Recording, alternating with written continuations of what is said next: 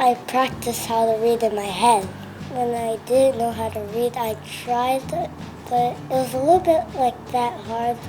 So students from the upper grades came to present to students in the lower grades. We selected students who are really proud of their work. Let's talk about some things, let's read about some things. And so reading about dinosaurs, reading about what paleontologists are. We're able to see the whole picture. They were able to see like a timeline of history, a timeline of science through the reading.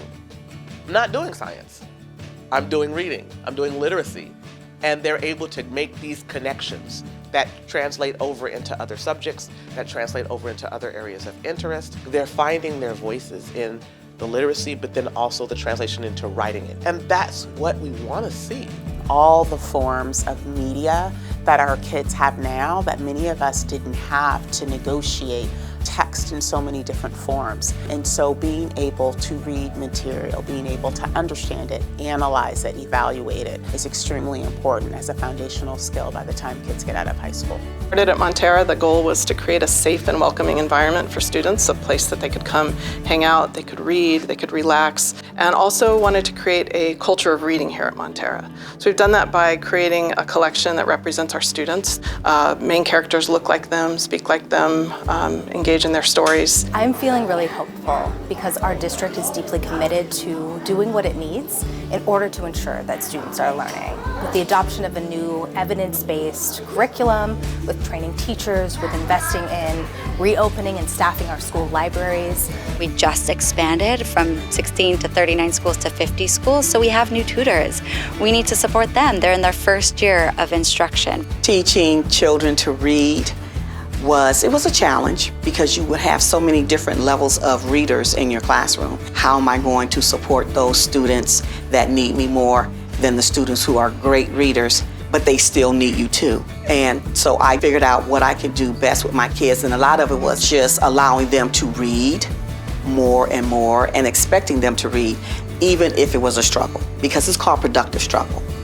And the more you do something, the better you get at it. It's such a joy to work with and see them improve and feel better about themselves and their ability to read. So, at first, I wasn't that good at reading, so a teacher told me to start practicing at home.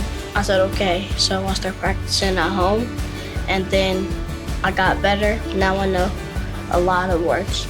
It really makes them take their learning from inside the classroom and understand that it can be taken to outside the classroom to teach their little brothers, their little sisters. Literacy is an absolute requirement for our students to be able to fully participate and succeed and thrive in today's world. We know that virtually every student can learn to read given the right support.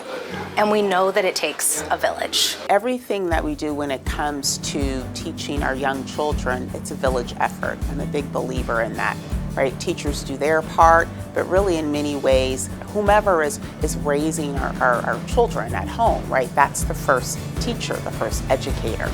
So it's part of our mission that we really believe in long-standing, meaningful partnerships. The more we're all aligned on this is important. And we've just seen a ton of excitement from our students, like amazing engagement when they're going deep around a topic. The pride they have in their learning and their writing and their literacy is contagious. So we're gonna still think about how can we maximize and increase the number of these exhibition of learning so that our parents and our families are seeing the great literacy learning that their kids are doing at school.